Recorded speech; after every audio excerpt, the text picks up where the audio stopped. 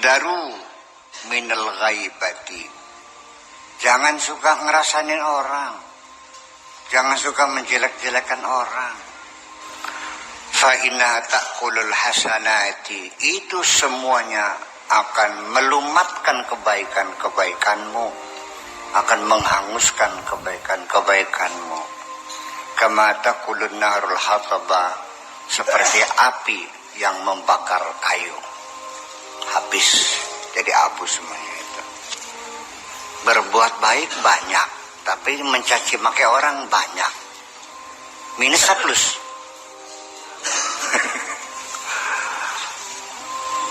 Mata awadaha man aflaqatu. Orang yang berbahagia tentu tidak mempunyai kebiasaan seperti itu. Kalau mau bercerita i'tibar, juga ada kode etik. Jangan disebutkan namanya. Orang mana Pak Kiai? Ya nggak usah tahu lah. Kalau sebutin namanya kan, namanya mengupat juga, menggunjingkan juga kan. Sekalipun itu memang betul ceritanya, ya kalau betul itu menggunjingkan. Kalau nggak betul namanya fitnah, sama aja. Jadi jangan mengatakan itu kok saya cerita yang sebenarnya. Ya justru cerita yang sebenarnya itu namanya menggunjingkan. Jangan salah paham. Kalau nggak betul namanya fitnah. Terus begini, untungnya apa sih menceritakan kejelekan orang? Kayak kamunya nggak punya kejelekan aja. Di mana puasnya? Yang tahu siapa? Oh, plong itu ya, plong itu, rilis ya gitu. Aduh. Kalau ada orang menceritakan kejelekan kamu dan kamu tahu, sakit hati nggak? Kalau orang lain? Oh enggak. Orang juga sama. Sebelum engkau mencubit orang, cobalah cubit aja sendiri. Oh sakit ya, itulah. Jadi jangan suka nyubit orang dong. Kamu dicubit juga sakit. Daripada menggunjingkan, menceritakan keburukan orang lain, masih enak juga menceritakan kebaikan-kebaikan orang lain. Kalau kamu menceritakan keburukan orang lain, orang yang dibicarakan tahu, dia akan menjadi musuhmu. Tapi kalau kamu sedang menyanjung kebaikan orang lain, dan itu tahu, kamu akan menjadi sahabatnya. Percaya nggak? Sekali menang nyoba dah. Mencoba nggak? Jangan cari musuh, carilah sahabat yang banyak.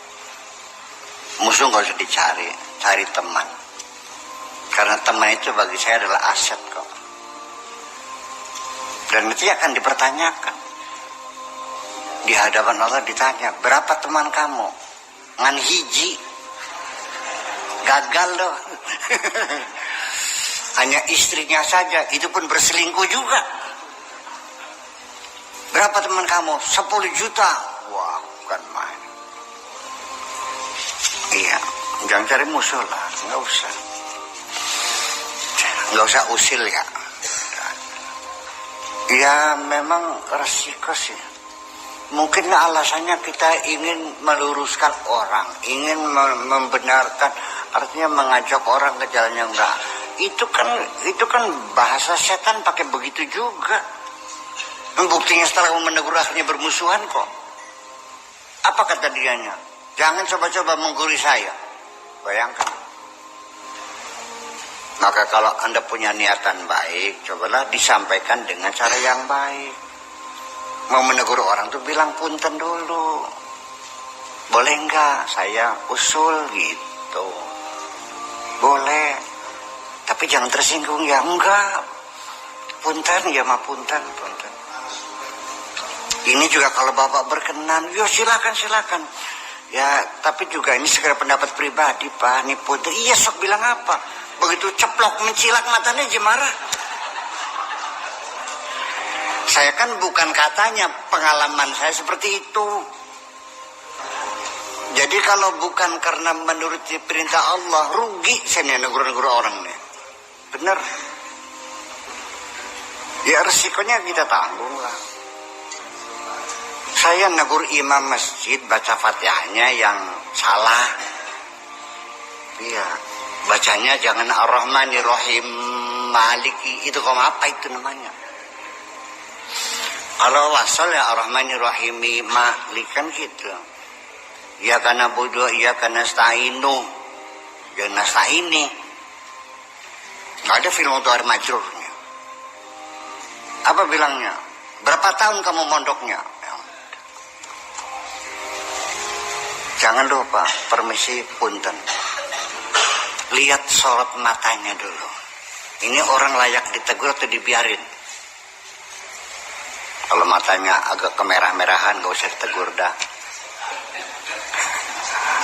Iya, tapi kalau matanya sayu mungkin bisa.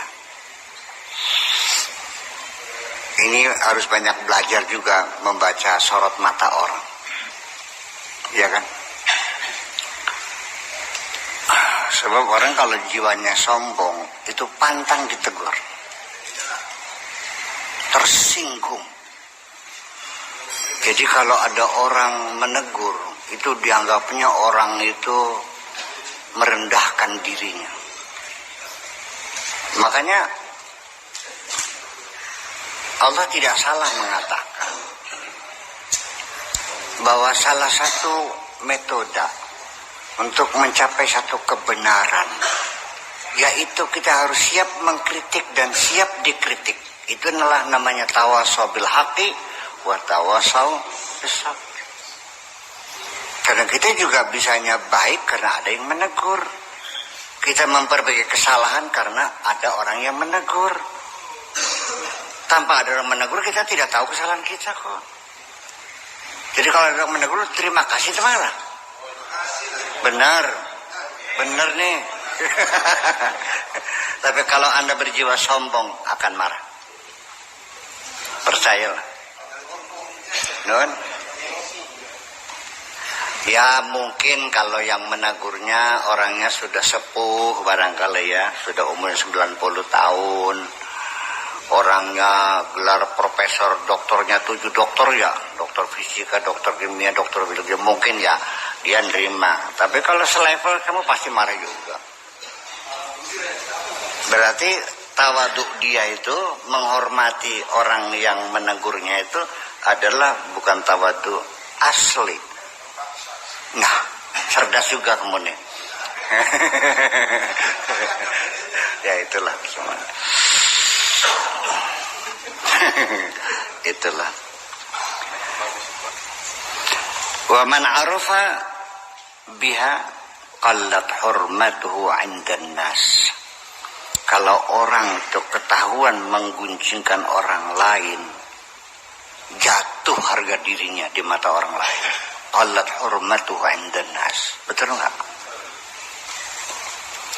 Jadi ternyata engkau sendiri yang menjatuhkan martabatmu itu. Jadi ketika Anda menghina orang lain, sebenarnya menghina dirimu sendiri. Dan ketika engkau menghormati orang lain, hakikatnya adalah menghormati dirimu sendiri. Bagaimana orang lain hormat kepada kamu kalau kamu tidak hormat kepada orang lain? Tidak usah minta dihormati. Mulailah dari dirimu sendiri. Hormatilah orang lain. Itu aja. Ngandel sorok beliwis. Iya, wahdaru. Berhati-hatilah. Minan nazar bisyahwatin. Melihat, menilai sesuatu berdasarkan syahwatmu. Didorong oleh syahwatmu. Fainahu yazra'ul ma'siyata fi qulubikum. Dengan memandang sesuatu yang disertai dengan syahwat, itu artinya menanam kemaksiatan di dalam hatimu. Itu namanya bercocok tanam kemaksiatan di dalam ladang hatimu. Wa aqibatuhu ghairu mahmudatin.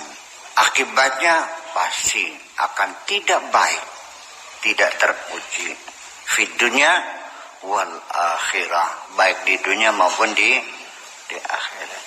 Wahdharu minal yaminil kadhibati, berhati-hatilah jangan bersumpah palsu. Fa innaha tatrukul diyar balaqi'a, akan membuat negeri ini menjadi gersang dan kering kerontang semuanya itu. Tadhabu barakatul amwal wal adyan, akan kehilangan keberkahan harta dan keberkahan agama. Waihak, goblok kamu, koplok. Tunfiqu malaka bil yaminil kadhibah, kau dermakan infakkan hartamu hanya karena sumpah palsu. Wa takhsaru dinaka walau kana laka aqlun, dan kamu akan mengalami kerugian, rugi dalam beragama. Lau kana laka aqlun, kalau kamu punya akal, la alimta anna hadza hiyal hasratun bi'ainiha. Kalau kamu memang punya akal, kalau memang kamu cerdas, ini dipahami, itu adalah kerugian juga. Taqulu wallahi azza wa jalla ma fi hadhil baldati mithlu hadzal mata. Kamu katakan demi Allah, tidak ada sesuatu yang di negeri ini yang seperti ini nikmatnya. Wala inda ahadan, dan tidak ada pada siapapun mithlu seperti itu. Wallahi innahu yusawwi kadzalik kadza wa kadza. Ini nilainya seperti ini, seperti ini. Wa innahu alayya bikadza wa kadza, dan saya menilainya seperti ini, seperti ini. Omongan gombal semuanya. Wa anta kadzibun fi kulli ma qultahu, semuanya rayuan gombal, semua bohong semuanya itu. Semua tashhadu bizur, dan kamu memberikan kesaksian palsu. Wa tuhlifu billahi azza wa jalla, bersumpah dengan atas nama Allah, innaka shadiqun, bahwa kamu benar. An qaribin, ya yaji'ukal amyu waz zaman, percayalah tidak akan lama lagi kebutaan akan datang kepadamu. Buta hati, buta pikiran, dan buta segala-galanya. Ta'addabu rahimakumullah, yang sopan dong, yang sopan. Ya, semoga Allah merahmati kamu. Baina yadil haqqi, di hadapan Allah itu yang sopan, yang baik, yang tahu adab tata krama. Man lam yata'addab bi adabi syar'i, barang siapapun yang tidak beradab dengan adab syariat, maka akan adabatun nar, nanti akan diadabi oleh neraka. Kalau kamu tidak bersopan-sopan di hadapan Allah dengan berdasarkan syariatnya, maka siap-siap kamu akan dididik oleh api neraka. Diapain? Iya, yaumal qiyamah nanti. Iya, sa'alahu sa'ilun faqal, ada orang yang bertanya. Ada orang yang bertanya. Faqal, dijawab, man fihi hadhil khamsah khisal au ba'duha, siapapun yang terdapat di dalam dirinya 4 ciri-ciri ini atau sebagiannya, 5 ciri-ciri sebagainya,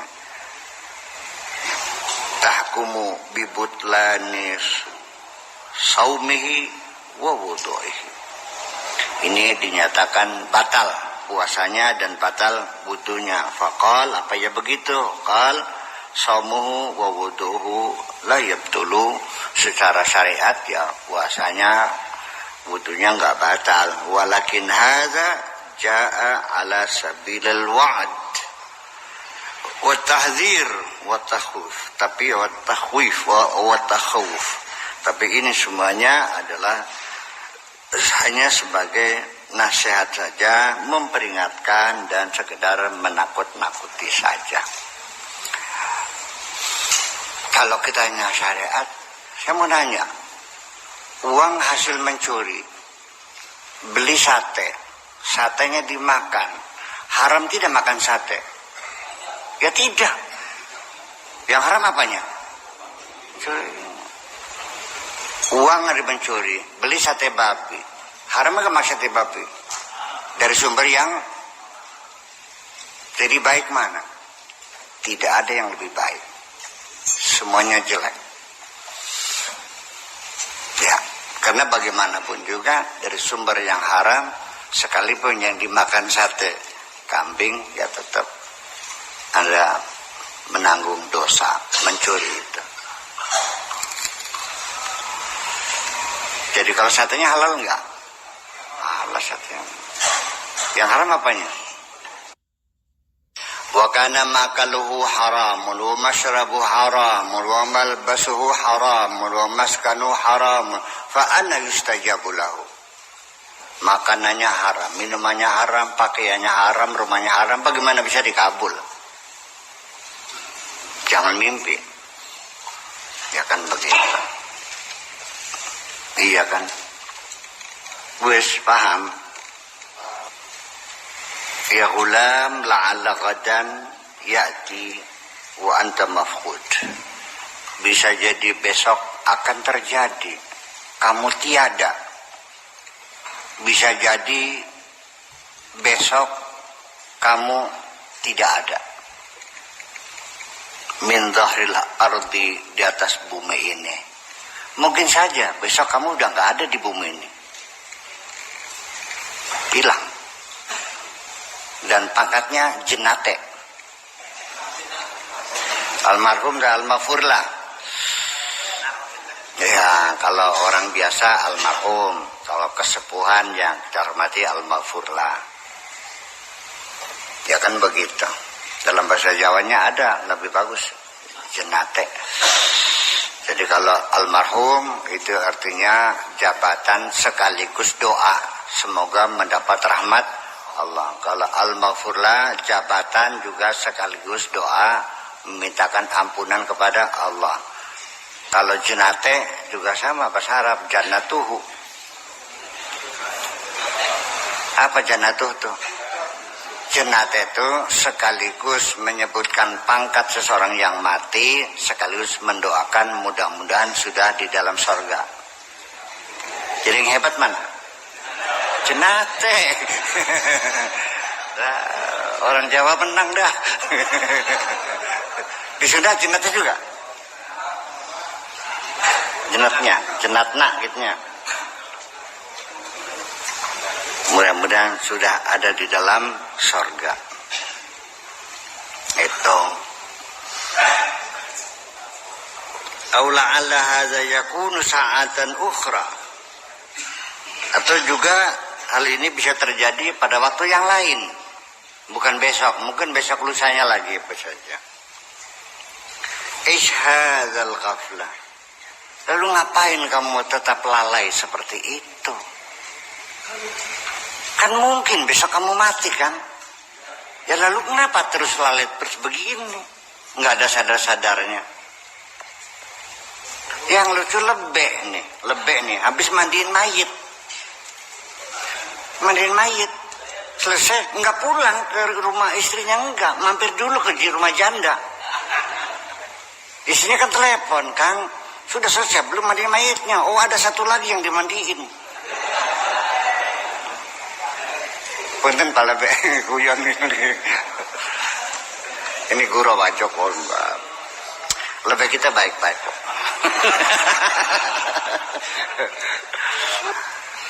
Ma aksa qulubakum, betapa kerasnya hatimu.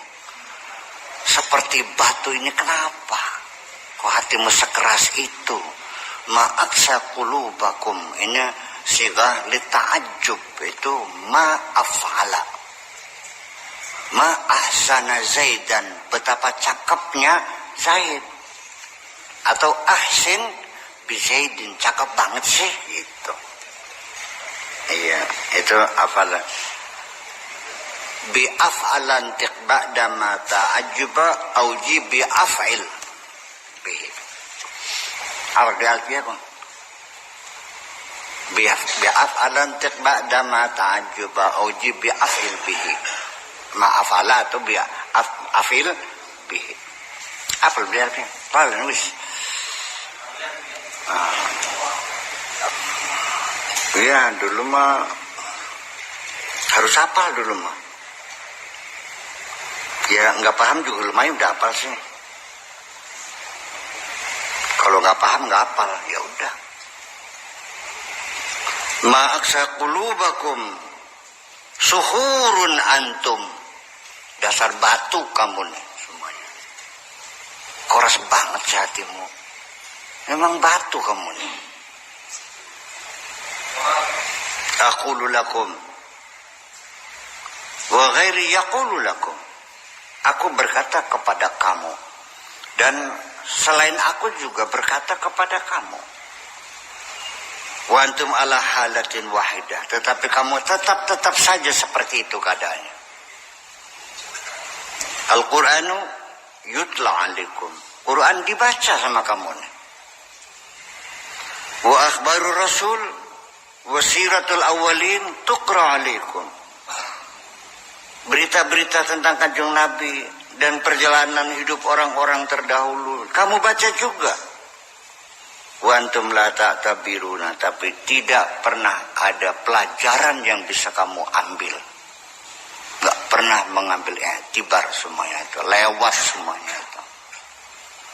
Bahkan bukan hanya sejarah orang lain, pengalamanku sendiri pun tidak pernah memberi manfaat kepada kamu. Selama ini yang kamu jalani, kamu lalui sebagai penonton juga sebetulnya. Sepertinya itu terjadi atas diri orang lain, bukan pada dirimu. Kenapa? Kurang mengamati. Orang semua bisa melihat, tapi tidak semua orang bisa mengamati. Orang mendengar peristiwa politik, tapi tidak bisa semua orang menjadi pengamat politik. Betul nggak? Anda sering mendengar berita ekonomi, tapi Anda nggak bisa jadi pengamat ekonomi. Mau saya buktikan? Pak Dede pernah ke Masjid Istiqlal belum? Pernah ke Masjid Istiqlal belum? Pernah. Tangganya ada berapa tuh? Ya kan nggak pengamat. Kerannya ada berapa biji? Kerannya bentuknya? Nggak tahu. Oh ya. Ya Anda karena mengamati kan? Itu. Demikian juga Anda tidak pernah mengamati apa yang terjadi pada diri Anda sendiri. Wis baik, wis ya wis. Itu peristiwa-peristiwa, musibah-musibah, kesulitan-kesulitan yang pernah kamu alami, sebenarnya itu pelajaran-pelajaran yang Allah berikan kepadamu, tapi tidak pernah kamu manfaatkan semuanya.